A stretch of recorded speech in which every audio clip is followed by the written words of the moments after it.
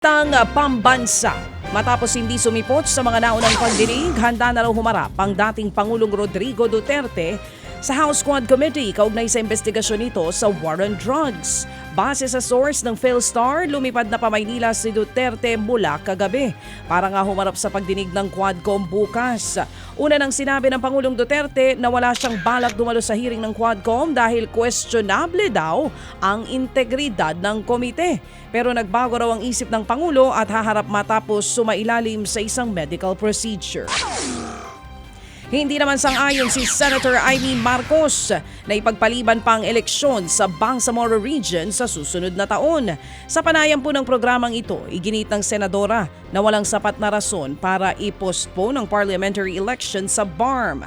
Ang hinala niya, may mga nagkaka-interes lamang sa pera ng BARM kaya ayaw matuloy ang halalan dahil malaking perang mawawala sa kanila kapag natuloy ang eleksyon. Pinag-iinteresan yung pera. Alam mo naman, Ted, billion-billion ang binibigay ng ating national government, yung kinatawag na block grant. Ibig sabihin, pag block grant, isang bulto, 70 billion taon-taon binibigay na talagang automatic na yon.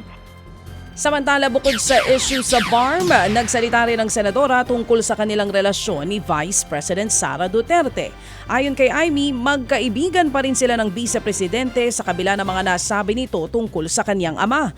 Hindi pa raw sila nagkakausap ng personal pero nagpapalitan daw sila ng mensahe sa text. Naniniwala rin ang senadora na hindi basta-basta uusan sa Senado kung magkakaroon man ng impeachment complaint laban kay VP Sara.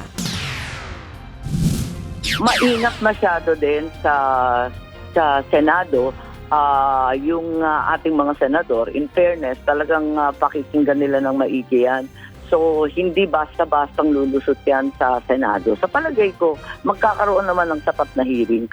Ang impeachment, dapat hinay-hinay talaga. Dahan-dahan tayo dyan kasi very political yan.